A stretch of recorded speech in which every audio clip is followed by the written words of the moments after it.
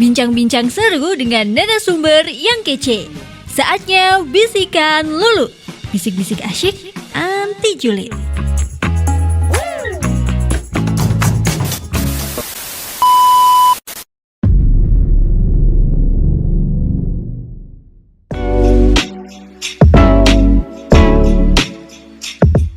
Oke, kita kembali lagi di podcast Bisikan Lulu ya, karena hostnya namanya Lulu. Perkenalkan dulu dong.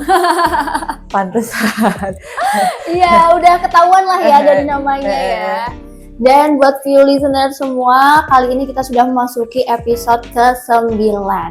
Dan taulah ya, kita hari ini bakal ngobrolin seputar kesehatan karena narasumber kita kali ini dokter nih. Dan kita kembali lagi di luar studio ya. Kita kenalan dulu nggak sih sama narasumber kita yang spesial di hari ini, walaupun mendung dari tadi hujan terus gitu ya. Halo dokter, gimana kabarnya? Selamat pagi semuanya. Perkenalkan, nama saya Teta Delia Kurniakusmawardani. Saya dokter umum di Rumah Sakit. Oke, ada dokter Teta nih ya, yang udah seger banget ya. Fresh. Fresh. Udah kayak tagline kita nih di 2025 ini, Iya, kita Pak. tagline-nya fresh and innovative. Oh, oke. Fresh and innovative. Iya benar, fresh. Jadi mewakili lah ya, walaupun di luar itu hujannya. Betul. Tadi kehujanan nggak dok? Iya, kehujanan, kebanjiran. Kebanjiran. Oh, rumahnya banjir nggak? Jalan depannya aja sih. Jalan depannya. Alhamdulillahnya nggak masuk ke rumah. Tadi berangkat jam berapa nih? Jam 7:30. 7:30 itu masih deras ya? Masih deras. Oke. Jadi masih menggenang lah air di jalanan itu. Tapi ya masih bisa untuk berangkat ke rumah sakit itu masih bisa. Oh, iya dok, harus bisa ya. Biasanya kan gitu, Iya. ya nggak sih? Ya, harus bisa gitu. Harus bisa walaupun mager, hujan juga. Betul. Atau sebenarnya boleh izin? Boleh. Oh, boleh. Boleh. Oh, asal ada yang kenapa nih? Ada ke sana. Enggak. Biasa ada yang julid, suka ada yang julid. Oke. Tapi kalau liburnya gitu hari apa nih dok? Liburnya karena saya kan jatuhnya itu masuknya manajemen ya. Oke. Jadi liburan ikut hari libur. Berarti kemarin libur panjang. Libur. Widih, ini liburan kemana nih? Jalan-jalan kemana? Enggak, di rumah aja. Di rumah aja. Karena kan lagi bencana kan di mana-mana. Oh. Jadi kita ya standby aja di rumah. Kirain liburan jalan-jalan kan lumayan tuh dari hari ini. Kalau sini nyampe hari Sabtu apa Minggu ya? Apanya? Libur jam kerja, hari kerja Sampai Sabtu. sampai Sabtu. Hmm. Berarti Minggu, Senin, Selasa, Rabu liburnya ya nggak Iya, sih? betul. Ya, harusnya ini ambil cuti di Kamis cuma biar bisa sekalian maksudnya. Kami cuma Sabtu gitu ya. Iya, Kamis, Jumat, Sabtu kan lumayan tuh ya, udah 1 minggu lebih gitu. Terus buat- tiba-tiba dapat surat teguran. Aduh, untung di sini nggak ada siapa-siapa ya, hanya ada tim kita saja. Aduh ya ampun. Kirain jalan-jalan gitu, atau mungkin pernah nggak sih kayak ini kan Imlek ya, Imlek itu biasanya emang identik dengan hujan dan Betul, juga betul, salah betul. satu negara yaitu Cina. Mhm. Pernah nggak liburan atau jalan-jalan ke sana atau visiting ke sana gitu? Alhamdulillah belum ya. Pengen nggak sih tahu? Pengen tapi doain aja ya bisa terwujud Oke. kapan gitu kan. Emang hal apa nih yang bikin dokter Teta itu pengen penasaran buat ke Cina? Cina itu kan negara dengan populasi penduduk yang Iya. besar ya. Betul. Dan otomatis sana itu juga budayanya juga unik. Meskipun di Indonesia pun ada memang budaya Cina juga. Di sana juga, tapi kita pengen lah melihat langsung bagaimana sih iya. di sana itu suasananya ya. Karena biasanya lihat di Indonesia Little Chinese misalkan Iya. ya, Little Town, Chinese Little Town gitu, pengen juga lah gitu lihat langsung ke sana. Gitu. Paling bener itu emang harusnya kemarin waktu Imlek. Jadi bisa merasakan Langsung suasana ya, iya sih. perbedaan bener yang juga. ada di Indonesia dan juga Cina gitu ya. Dan emang sih hebatnya negara Cina ya, selain penduduknya paling banyak gitu kan, apa-apa kita tuh barang made in China nggak sih? Iya betul. Termasuk Penyakit ya, Nah, itu. termasuk penyakit juga ya. Mungkin orang-orang Cina itu etos kerjanya tinggi, terus keponya juga tinggi ya. Jadi sering banget nemu-nemuin hal-hal baru gitu ya. Betul, Kayak betul. kita flashback dulu nih ke yang kemarin di 2019. Mereka menemukan COVID gitu Iya, kan. betul. Tapi emang bener ya kalau COVID ini itu ditemukannya itu di Cina gitu Iya. yang pertama kali. Untuk COVID sendiri pertama kali memang kasusnya itu terdeteksi di Wuhan ya waktu itu ya, karena kan terdeteksi kalau nggak salah pasien laki-laki dia menderita sindrom pernafasan akut ya, ada batuk, pilek, sesak, demam dan lain sebagainya. Pas dicek kok ini agak beda dan ternyata outbreak di Cina. Outbreak di Cina awalnya temukannya itu dari ternyata si pasien ini dia awalnya makan kelelawar. Nah, di sana kan juga makanannya aneh-aneh kan Nah, ya. itu emang suka eksperimen kali ya. Iya. Rasanya Makanannya hewan yang janggal yang kita kok aneh banget sih makan kayak gitu gitu ya. Termasuk juga mereka makan kelelawar gitu, terus ternyata mereka terinfeksi virus yang belum diketahui penyebabnya. Ketika dilakukan lab ternyata ini adalah virus yang bentuknya itu mirip dengan virus pernah mendengar penyakit meningitis? Iya, Ya, benar. itu sama ya, maksudnya mirip loh, kok mirip SARS dan MERS-CoV ini apa ini gitu kan, corona kan namanya. Akhirnya dikasihlah nama oleh WHO itu COVID. Coronavirus 19 gitu kan. Karena di tahun 2019. Tahun 2019 temukan, dan kenapa jadi besar gitu kan? Karena ya berarti karena dia virus, jadi penyebarannya pun cepat menyebar gitu kan. Outbreak dulu di Wuhan, habis itu mulai menyebar ke seluruh negara. Dan orang kan mobilisasi tinggi ya, apalagi kan di Cina itu karena tadi penduduknya yang sangat banyak dan mereka itu mobilitasnya nggak hanya dalam negeri, mereka otomatis keluar negeri ya.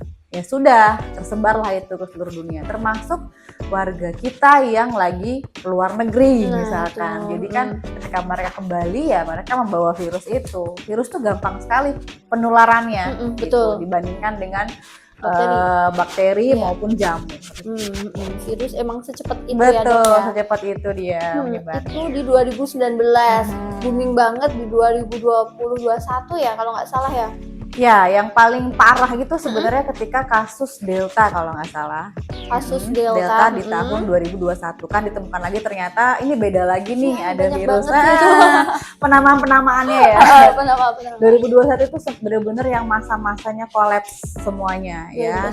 Rumah sakitnya banyak yang kolaps, nakesnya banyak yang meninggal di situ, kekurangan oksigen dan lain sebagainya. Itu memang yang paling parah di tahun itu pada waktu itu. Dan sampai pemerintah kan juga yang menerapkan lockdown total ya, betul. Di situ kan. Dan sampai kita membangun dulu tuh yang di Kemayoran itu Wisma Atlet. Nah, Wisma Atlet itu jadikan sebagai ya tempatnya COVID gitu kan, gitu. Sampai kita bikin juga pemakaman, tanah kosong tuh jadiin pemakaman buat COVID khusus. Itu serem banget. Iya, itu benar-benar yang paling parah itu di tahun itu. Yang paling aku inget nih ya dari kejadian COVID itu, waktu awal kita seneng banget. Waktu itu kan aku masih semester berapa ya? Itulah pokoknya ya, masih awal-awal lah. Semester 3 kalau nggak salah. Iya ya, abis ini kita libur gitu. Kebetulan kan saya juga di kesehatan lah ya pokoknya ya. Jadi awalnya kita nggak diliburin nih, kampus lain udah pada libur, kok di kita kok nggak ada pengumuman libur ya, ini gimana sih kampus kesehatan kok malah nggak libur gitu. Habis itu ada pengumuman, kita libur 2 minggu, langsung pada seneng kan, jadi 2 tahun libur.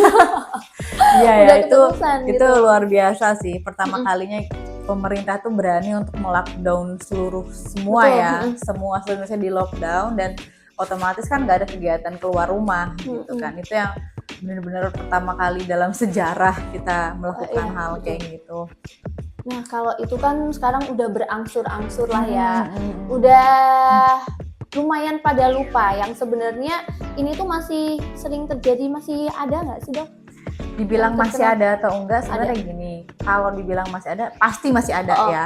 Virus itu kan dia tidak serta-merta udah hilang, nggak hilang gitu aja gitu. Sebenarnya masih ada, tapi antara dia berevolusi atau kitanya yang sudah berevolusi. Jadi kita punya kekebalan, sistem kekebalan tubuh terhadap si virus itu. Kita kan sudah vaksinasi, ditambah lagi kita ada sistem imun sendiri, sel darah putih kita sendiri yang bisa membantu untuk yang mempertahankan daya tahan tubuh. Betul. Jadi udah lebih bisa membentengi gitulah betul ya. Betul lebih survive juga kita ya. Ya, lebih survive gitu. Nah, sekarang nih ini tahun 2025 ya. Akhir tahun kemarin sempet kembali juga ya, heboh gitulah. Lumayan panas akhir-akhir tahun kemarin. Sama sumbernya juga di Cina. Nah, mungkin karena sumbernya dari Cina itu menjadi ketakutan gitu loh. Terutama untuk warga Indonesia. Kalau di luar negeri kurang tahu nih, sama juga takutnya sama kayak di Indonesia atau biasa-biasa aja. Ada yang namanya virus HMPV ya, HMPV ya kan, Human Metapneumovirus. Betul kan, Dok? Iya, kalau nggak salah tolong dikoreksi ya. Aman-aman. HMPV ini itu apa sih? Sebenarnya HMPV ini atau Human Metapneumovirus ini itu tuh bukan virus baru. Itu sudah lama sesungguhnya. Beda sama yang COVID ya. Yang COVID ini benar-benar dia meskipun dari family group virus yang sama, tapi sebenarnya dia itu tipenya tuh beda. Kalau yang COVID, termasuk sama dengan HMPV ini. HMPV ini sebenarnya virus lama yang sudah dulu pertama kali ditemukan tuh tahun 2001. Udah lama banget ya? 2001 di Belanda awalnya. Tapi tidak sampai menimbulkan outbreak besar atau KLB seperti COVID, beda gitu. Jadi memang dia gejalanya mirip-mirip ya, flu-like syndrome ya, batuk, pilek, demam, itu sama. Sama gitu. Kayak COVID? Sama, cuman kenapa COVID itu berbahaya? Karena tadi masalah dia outbreak-nya, penularannya yang sangat cepat dan dia masa inkubasinya itu yang sebentar. Jadi ketika dia masuk dalam tubuh kita, sampai menimbulkan gejala itu lumayan cepat dibandingkan yang virus-virus biasanya gitu. Makanya dia jadi jadi bahaya lah, jadi kita tuh warning banget nih gitu, perhatian banget sama si COVID. Nah, HMPV ini kenapa dia besar lagi itu ya karena masalah yang di Cina tadi ya. Rumah sakit penuh, banyak pasien dengan gejala flu, batuk, demam dan lain sebagainya gitu ya. Apakah nanti akan ada pandemi kedua dan lain-lain? Kalau dari data terbaru, maksudnya dari berita-berita yang sudah ada, dibilang dia outbreak di Cina mungkin iya, tapi untuk sampai ke luar negeri itu enggak gitu. Jadi dibilang untuk pandemi enggak. Endemi pun belum bisa dikatakan endemi ya, karena kan masih di sekitaran situ aja gitu ya. Jadi memang itu bukan virus yang berbahaya juga, dalam arti sampai saat ini belum ada kasus yang berat ditemukan karena si HMPV. Kalau COVID kan sampai ada. Untuk jangka ketika dia terkena ada efeknya gitu loh ke paru-paru, jadi paru-parunya ada jaringan parut dan lain sebagainya, itu bisa bikin sesak dan bahkan meninggal. Dan itu onsetnya sangat cepat kalau untuk COVID. Nah, HMPV ini data terbaru sih saya belum menemukan ya ada kasus benar-benar dari HMPV terus meninggal. Gitu. Tapi nih kalau si HMPV ini lagi-lagi di Cina gitu kan ya, apa sih yang nyebabin kok bisa jadi outbreak gitu di Cina? Karena tadi balik lagi mobilitas mereka yang sangat tinggi. Mereka sangat tinggi dan juga mereka itu penduduknya yang banyak. Jadi tadi balik lagi virus itu kan gampang menyebar dari satu orang ke orang lain. Ketika kita merasa batuk, pilek ya mungkin kita kira itu virus biasa ya sudah gitu. Nah, kenapa bisa outbreak tadi ya? Pertama, mobilitas yang tinggi. Kedua, mungkin pemerintah mereka itu lebih aware terhadap kesehatan ya, tentang penyakit. Jadi ya langsung otomatis mereka melakukan pas swab atau apa, dan reagennya pun mereka sesuaikan dengan beberapa virus yang ada mungkin ya. Ini asumsi saya ya. Makanya ketika ini positif ini, berarti ini jenis virusnya ini. Karena ketika untuk mendiagnosis dia HMPV itu nggak bisa sembarangan kita bilang dari orang ada batuk gitu pilek ya? Ini HMPV enggak gitu ya. Butuh yang namanya bukti dari lab. Tetap gitu. Harus ada tes tetap ada tes lab, dan cara diagnosisnya pun hampir sama ya, PCR semua juga? virus PCR memang. Oh, Itu yang oke. paling tinggi. Tapi dengan swab antigen itu bisa juga. Oh, Nah, HMPV berarti pakai swab bisa. antigen juga. Tapi reagennya memang reagen Beda yang ya? beda dengan COVID. Kalau misalkan regen COVID kan sendiri ya. Iya. Jadi ya udah dites, kalau misalkan dia positif ya berarti positif COVID, kalau enggak ya udah negatif gitu kan. Termasuk sama juga dengan yang HMPV ini gitu. Kalau dia positif ya berarti dia HMPV positif. Gitu. Jadi sebenarnya untuk virus itu yaitu untuk kita mendiagnosis HMPV itu nggak semerta-merta kita bilang oh ini HMPV. Suspek mungkin iya, karena kan lagi booming. Berarti kan anggap gini, kita sebagai tenaga medis, tenaga kesehatan, untuk kita mengetahui pasien ini sakitnya ke arah mana, butuh yang namanya itu diagnosis banding. Kita udah awalnya ini kayaknya dia influenza, tapi bisa jadi dia bukan influenza sebenarnya, gitu kan? Bisa jadi ada virus-virus yang banyak jenisnya gitu ya. Ya udah kita bisa diagnosis bandingnya apa? Berarti kan suspek A, B, C, D, E. Nah, itu kita cara menegakkannya gimana sih biar tegak dengan pemeriksaan penunjang. Betul, dengan ya lab atau swab apa dan sebagainya. Berarti sebenarnya kalau kita periksa dan juga diagnosis itu semuanya tergantung dari dokternya nggak sih? Iya. Kan bisa aja kayak ngediagnosis enggak apa-apa, ini mah flu biasa gitu kan. Tapi juga ada yang kayak ini kayaknya tanda gejala TBC nih, tanda gejala HMPV nih atau COVID gitu kan ya. Jadi baru dilakukan pemeriksaan penunjang. Cuman yang kalau semisal dari dokternya aja nggak apa-apa, nggak ada rekomendasi untuk melakukan pemeriksaan penunjang. Iya. Sebenarnya kita tuh lebih ke gini, ketika ada suatu KLB ya atau kejadian luar biasa, outbreak penyakit gitu ya, itu kita akan diberitahu oleh pemerintah. Otomatis dinas kesehatan akan memberikan selebaran kalau misalkan lagi ada kasus lab ini gitu. Nanti kita akan lebih aware ke arah sana gitu. Jadi setiap orang, mereka akan mengeluarkan aturan. Berarti kan setiap orang misalkan dari luar negeri atau bepergian dari negara yang endemis apa harus gini-gini gitu. Misalkan ada kayak gitu. Jadi kita pasti akan mikir nakes yang daerah setempat itu pasti akan ini berarti kalau ada pasien dengan gejala seperti ini kita harus melakukan pemeriksaan ini kayak secara otomatis seperti itu. Tapi kadang dokter juga ada pemikiran lain ya, kan kita kan seni ya, untuk mengobati pasien tuh butuh seni. Kadang juga mungkin gejalanya nggak sesuai tapi kok kayaknya feeling kadang ada kayak feeling ke arah gitu sini nih gitu. Tapi ya ada beberapa dokter yang percaya yang ngikutin feelingnya. Ada yang ya udahlah gitu, kalau dari gejalanya nggak ada nggak usah gitu ya. Itu tadi baik lagi ya, setiap dokter punya preferensi yang beda-beda untuk mengobati pasiennya. Jadi ya yang pasti gini, selama pasien itu dia punya kita rasa dan dia juga kayaknya masih bisa nih aktivitas, ya udah gitu. Masih kita kasih edukasi dan obat-obatan sesuai dengan simptomatisnya dia gitu. Selain karena mobilitas tadi yang tinggi di China, musim itu juga berpengaruh nggak sih dok sama HMPV terkait ini? Kalau secara langsung dia menyebabkan virusnya, kalau saya rasa enggak, tapi pendukungnya, faktor resiko bisa. Jadi ketika musim dingin kan otomatis kita sistem kekebalan tubuh tuh juga akan merespon dong ya, merespon berbagai penyakit gitu. Nah, bisa jadi dia lagi lemah daya tahan tubuhnya bisa gitu, entah karena ya mungkin dia kecapean atau apa gitu ya, atau punya alergi dingin. Kita kan nggak tahu ya, kondisi setiap orang beda-beda, itu bisa juga seperti itu.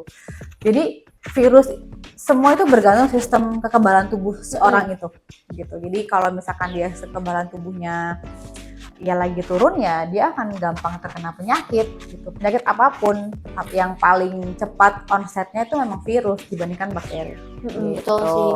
Ini juga cepat ya penyebarannya ya? Termasuk cepat. Melalui apa aja sih? Kalau penyebaran virus itu kurang lebih sama ya, airborne ya. Jadi dia udara dan cipratan juga bisa gitu. Jadi hampir sama juga dengan COVID.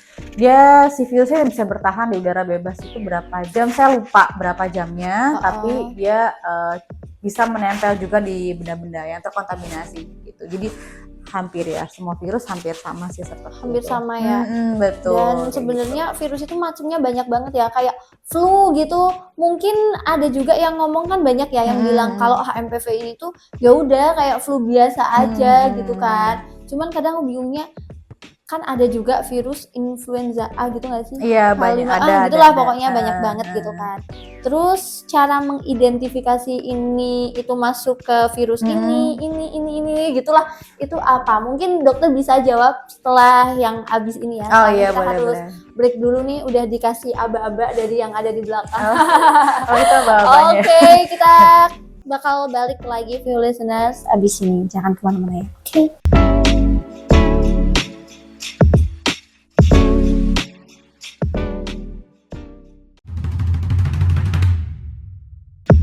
Oke, masih di podcast Bisikan Lulu episode ke-9 dan kita masih barengan dengan Dokter Teta. Tempatnya ada di mana? Sekarang kita ada di Kim, guys ya. Iya betul. Ini di rumah sakit Kim, selamat Iya. datang. Selamat datang, kita disambut dengan baik kok ya, viewers ya. Dan biasanya after break itu ada sesuatu yang berubah. Cuman kali ini nggak ada ya. Oh iya, biasanya apa yang berubah? Sedikit aja, tergantung dong. Kadang tiba-tiba ada banner yang muncul lagi, Oh. atau mungkin ada ganti apa gitu ya.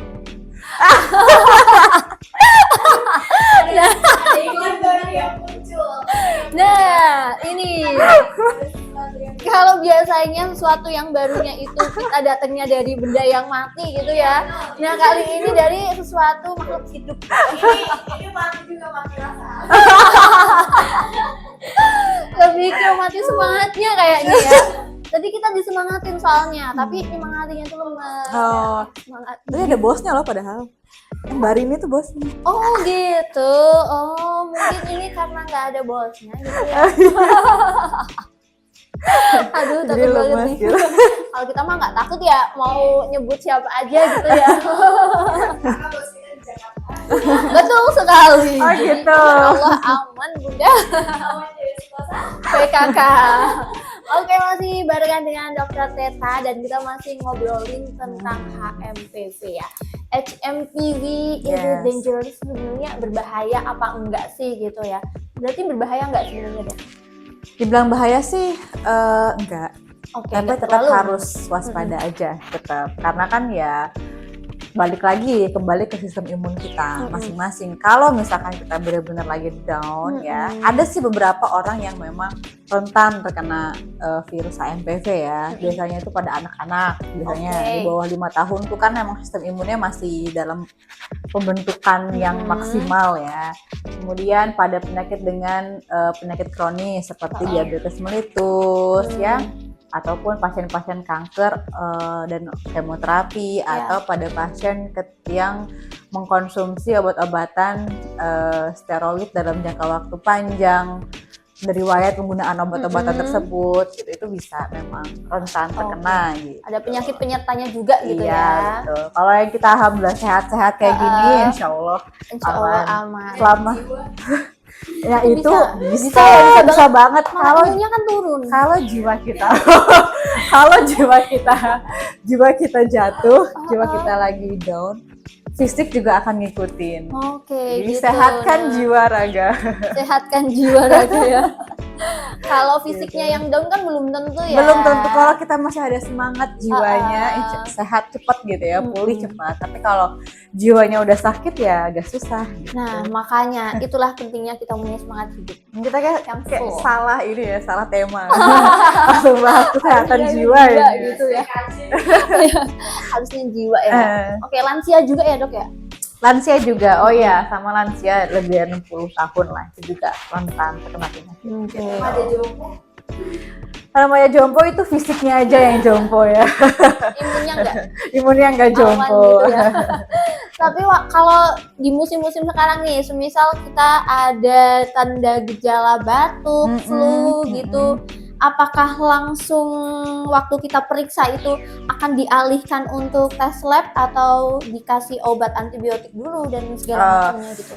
Ini mau secara teori atau praktek?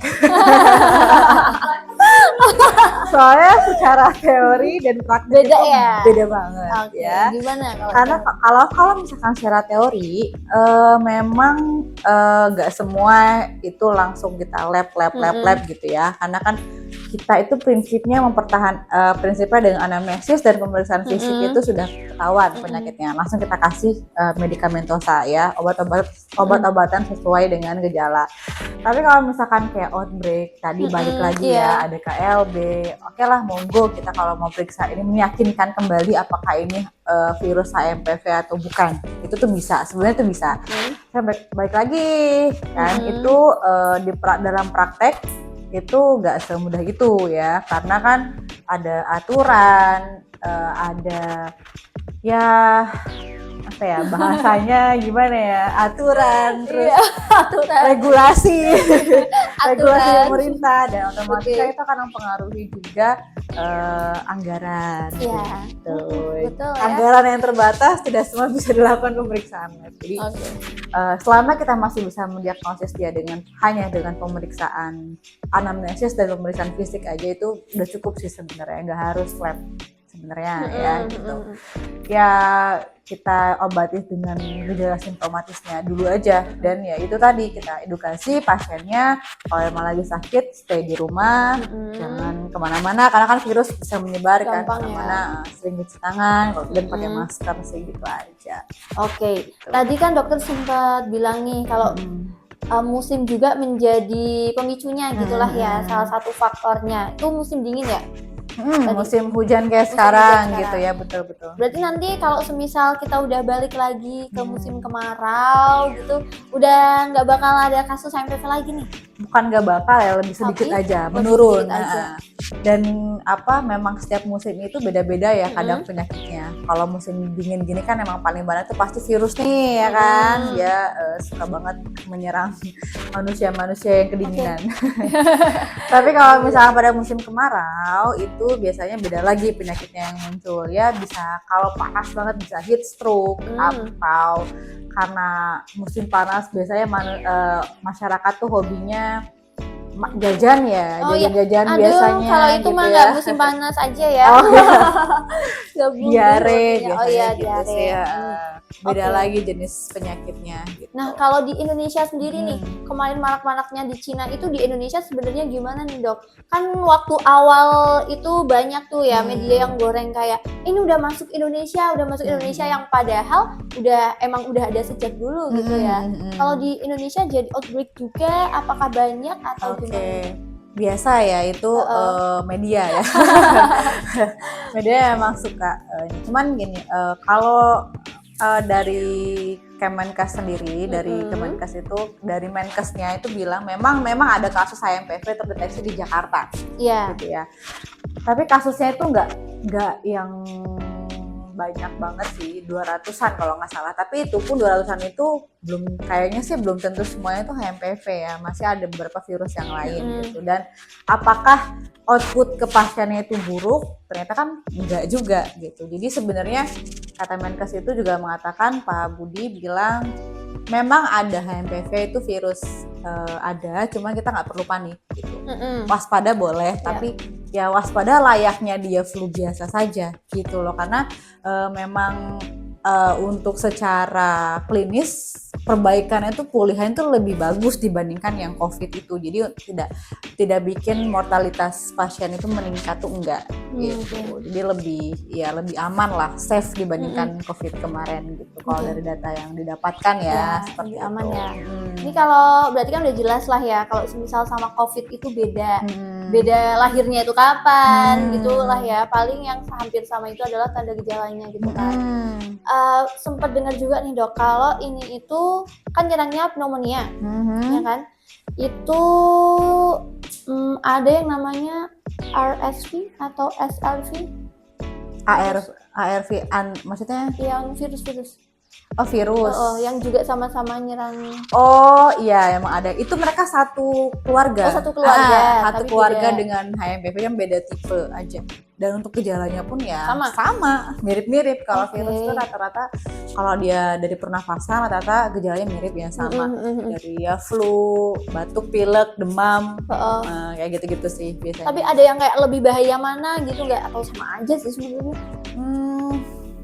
Kalau menurutku sih sama aja ya. Sama aja ya. Sama. Oke. Cuman bedanya gini, kalau misalkan dia itu udah sampai ke kan sistem pernafasan akut ya di atas sama bawah kan ya ada dua.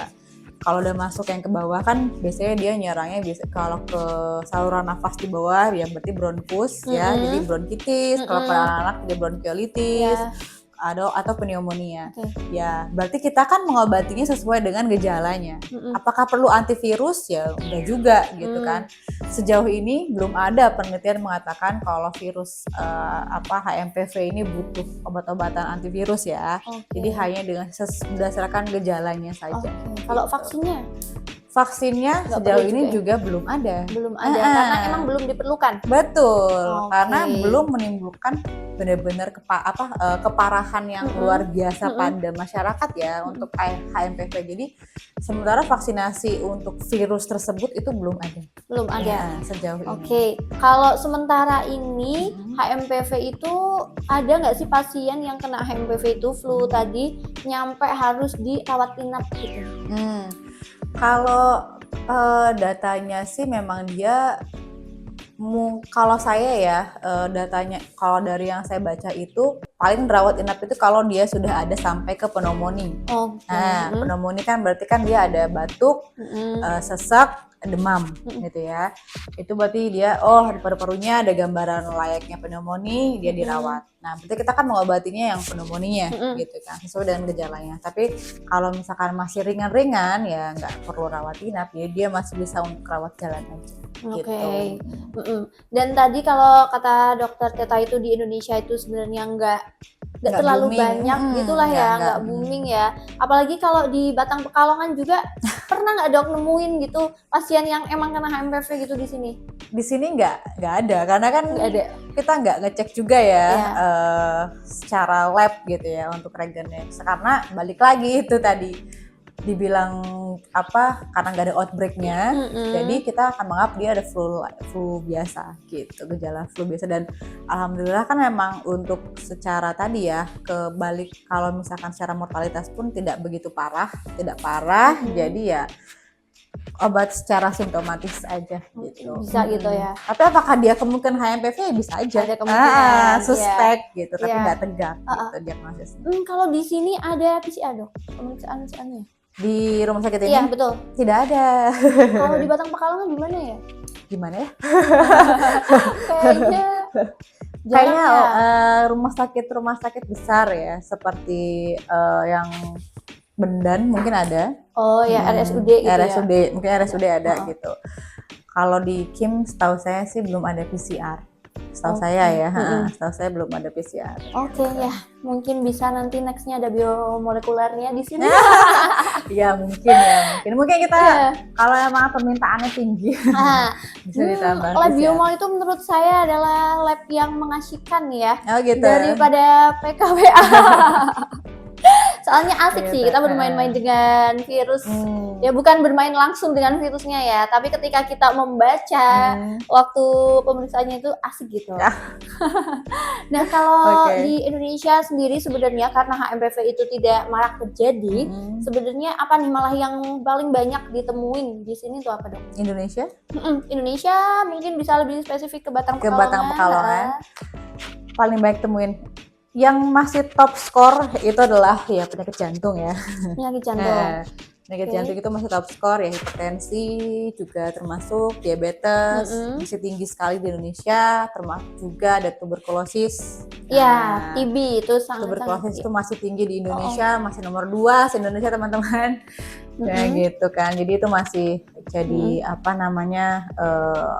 top of mind ya, kita masih bicarain soal itu, masih menanganinya lebih serius ke arah sana juga gitu. Ada nggak negara yang belum pernah terkena HMPV?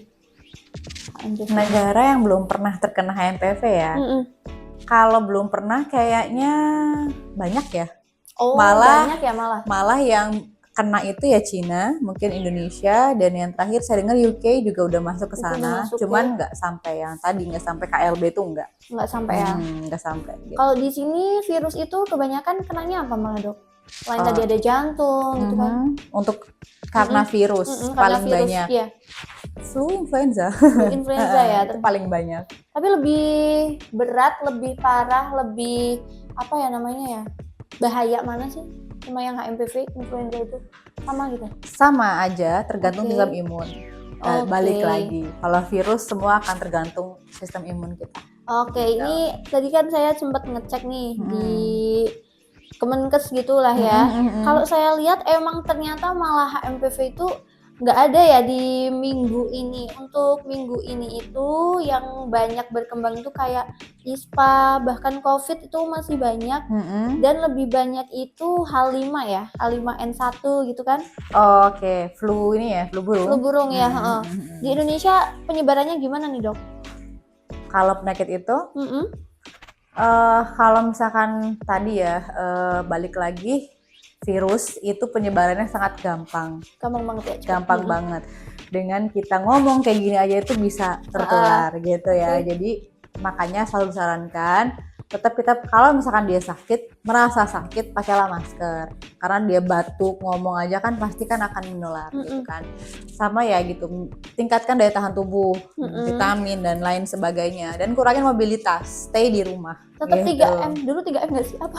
Yang COVID itu tuh Mencuci tangan, jaga jarak, pakai benar. masker, ya. 3M ya, apa 5M nih? 3 ya? 3 apa 5 sih, aku juga nggak hafal Kayaknya ya, 3 pokoknya. 3 ya. Apa? Oh, M-nya miliar nggak apa-apa ya. Kalau itu pun Amin. kita pun mau gitu ya. Kalau 3M Betul, sama betul. ya. Heeh. Pencegahannya Pencegahannya juga sama. Semua penyakit karena virus ya sama ya, kita ya menjaga higienitas tubuh ya, menjaga biar kita nggak gampang sakit seperti nggak itu. gampang sakit. Iya. Kalau dokter nih waktu praktek pasti pakai masker nggak dok? Kalau sekarang karena kan bukan bagian pelayanan Oh, langsung iya, ke pasien, manajemennya. jadi ya nggak pakai. Tapi kalau kita bertemu langsung ke pasien ya pakai itu, pakai masker. Itu harus sih ya kayaknya. Nah, ya, Kalau soalnya- orang yang periksa di sini diwajibin pakai masker atau gimana? Kalau orang yang periksa sih nggak diwajibkan, tapi kalau mereka memang mau pakai ya pakai aja gitu, nggak masalah untuk yang periksa.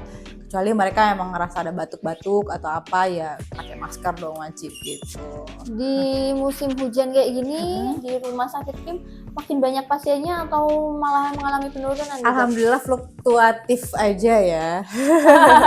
Alhamdulillah fluktuatif aja sih pasiennya, nggak yang nggak dikit banget, nggak yang banyak banget sih. Alhamdulillah fluktuatif. Karena kan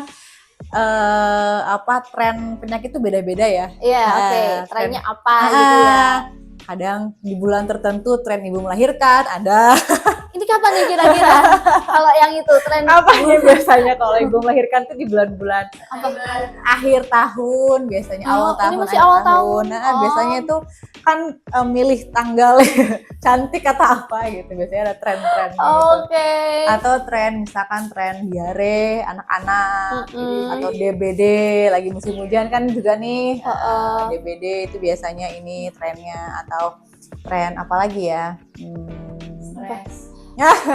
Coba lagi ya. Tadi mau ke arah jiwa terus nih, bawah digiring ke arah jiwa. Banyak nggak tapi kalau itu yang stres gitu ke arah pemeriksaan Masih gitu. banyak kalau itu. Banyak ya. Alhamdulillah kan sekarang itu kan orang-orang itu sudah mulai Aware ya, dengan mental illness, jadi ya ini aja. Kita ada dokter jiwa kok di sini setiap hari Senin dan Kamis. Oh, ada dokter jiwa di sini. Kita ada dokter jiwa Tiap hari Senin dan Kamis. Selain dokter jiwa di Kim ada apa lagi? Wah, ada banyak, kita termasuk lengkap dokternya. Ya betul. Apalagi? Termasuk kita ada spesialisnya ada lumayan banyak ya. Bedahnya pun kita nggak bedah aja, tapi ada bedah ortopedi, ada bedah saraf, ada bedah BTKV. Pernah dengar BTKV? Apa tuh? Itu bedah torak, Oh, torak ya. vaskular, ya ada BTKV. Terus ada urologi. Urologi. Ada urologi. Yang baru itu nggak sih? Yang Apa tuh? baru kemarin kayaknya saya pernah lihat di apa banner gitu, yang ada pemecah Batu. alat pemecah batu Iya, ginjal itu ya. betul. Bener kan itu ya? Ya itu dokter urologi. Urologi ya maksudnya ya. Oke. Betul. Ada dokter bedah sendiri, terus kita ada apa lagi ya? Bedahnya tuh besi itu. Bedah aja banyak ya. Bedahnya aja tuh lengkap gitu maksudnya. Ada gitu. Terus kita juga ada spesialis lain ya. Oke. Ada mata, ada penyakit dalam, juga Penyakit banyak dalam. THT, terus anak, jiwa. Terus kita juga apa namanya, kalau misalkan untuk pelayanan, kita ada layanan unggulan juga yang tadi pemecah batu ginjal satu, Oh, itu. itu kan katarak. Mm-mm. Kalau dengan katarak bisa pakai vaco Oke. emulsifikasi namanya. Terus ada kalau varises bisa juga. Varises kan dulu kan dioperasi ya. Kalau sekarang tuh pakai laser. Oh, Sekarang tuh pakai laser. Jadi sama dokter BTKV biasanya ngerjain gitu. Terus kita ada hemoroid juga. Hemoroid. Macam-macam ya. Iya, pakai laser hemoroid gitu. Jadi karena sebenarnya itu pelayanannya banyak dan dokternya banyak juga gitu. Ada namanya pakai erak. Bener pakai metode erak bisa. Yang kayak mulus aja habis itu keluar. Emang ada ya afternya mungkin yang bakal sakit itu Mulus afternya aja ya? langsung keluar gitu. Biasanya kan gitu ya, semakin kita itu nggak terlalu ngerasa waktu proses melahirkannya, afternya kan bakal lebih itu, Lebih kerasa. iya kan? Iya. Kayak sesar itu Iya. ada. Tapi kalau sesar di sini sih karena tadi ya pakai metode erak itu ya pemulihannya lebih cepat sih. Jadi dan sakitnya pun ya nggak begitu lama sih biasanya. Nah itu buat Ambang sakit setiap orang beda-beda. begitulah ya kalau semisal mungkin Violis menurut ada yang mau lahiran dan dengan tidak sakit, minim sakit gitulah ya. Bisa pakai sesar di sini ya. Betul. Kalau laser kayak apa namanya? Operasi mata gitu. Minus ada bisa. Kalau mata minus Lasik belum belum? ada, lasik di Oh, sini belum ada. Baru yang katarak kita di Katarak sini. ya. Tapi emang banyak sih ya. Di Banyak. sini ya yang katarak. Sekarang itu udah banyak ya pasiennya ngantri. Karena dokternya kan yang operasi kan ada satu dokter ya, dokter mata. Jadi banyak antrian biasanya untuk Dokter mata yang itu dokter siapa namanya? Dokter Dera. oh pakainya dokter Dera ya.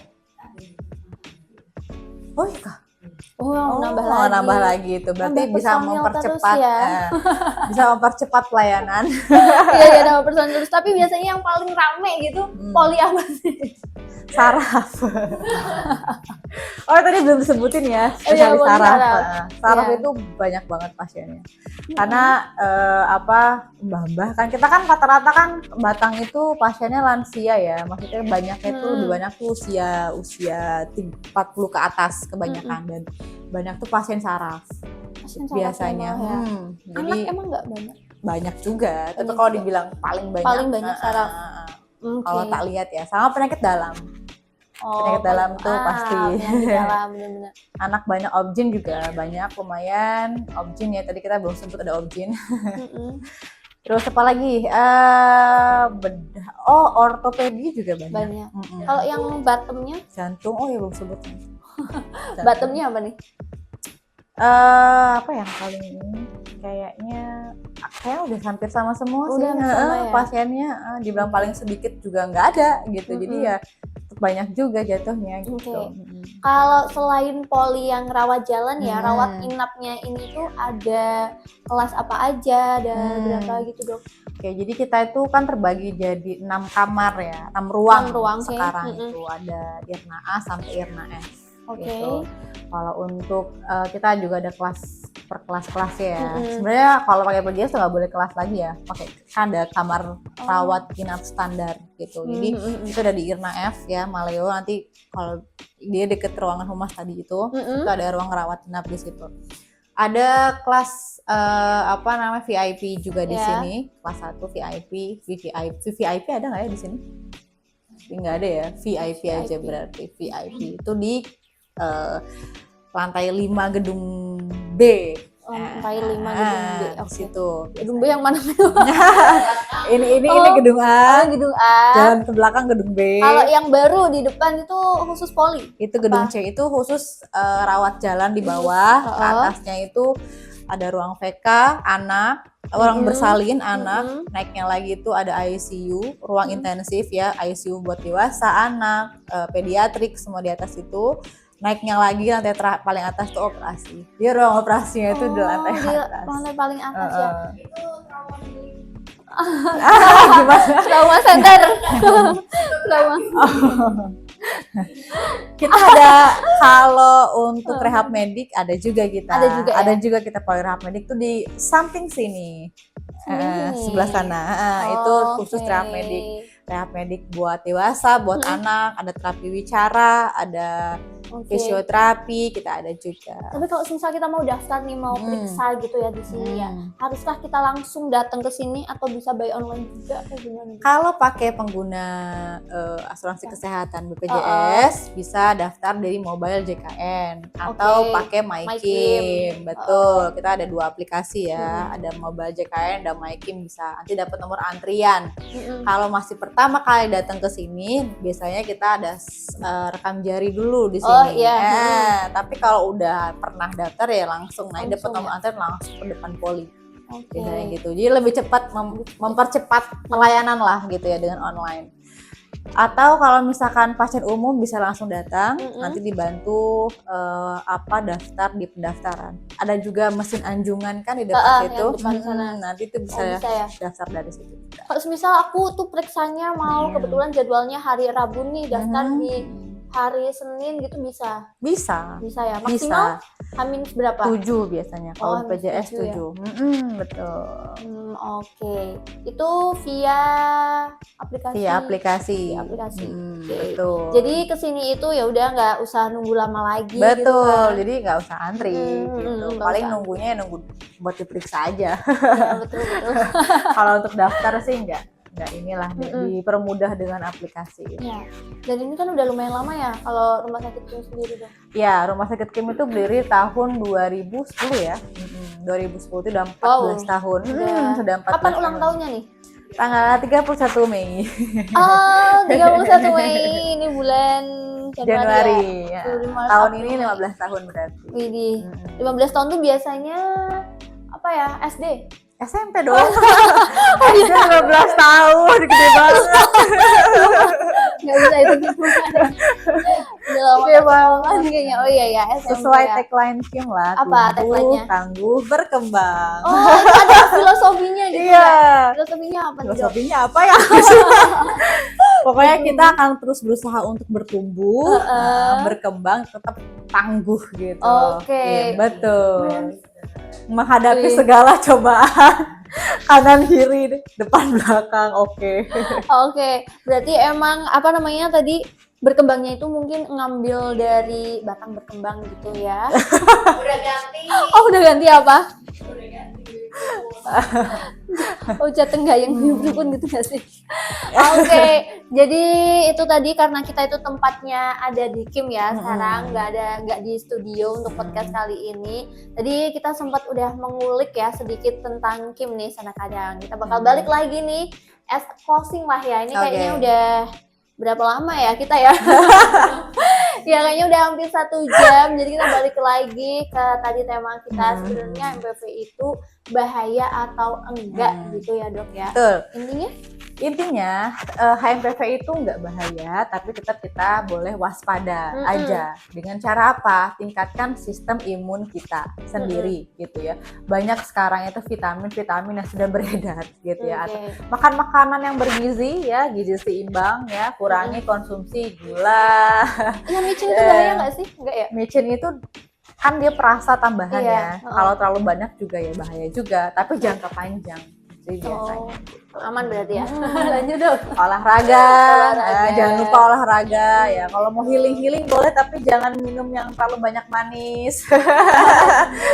Iya, es teh jumbo biasanya. Jangan terlalu banyak manis, kurangin garam berlebih, sama yang lemak jenuh, tinggi lemak jenuh juga dikurangi. Lemak jenuh tuh kayak gimana sih? Gorengan.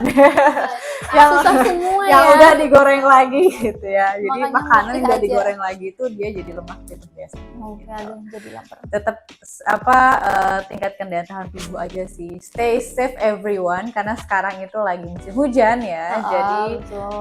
hati-hati di jalan. banyak genangan.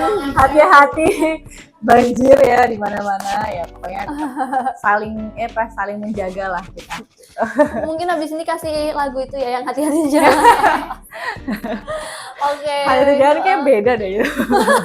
Beda arti ya, hati-hati di jalan ya. Ambilnya itunya aja ya, hati-hati di jalan aja. Iya. Gitu.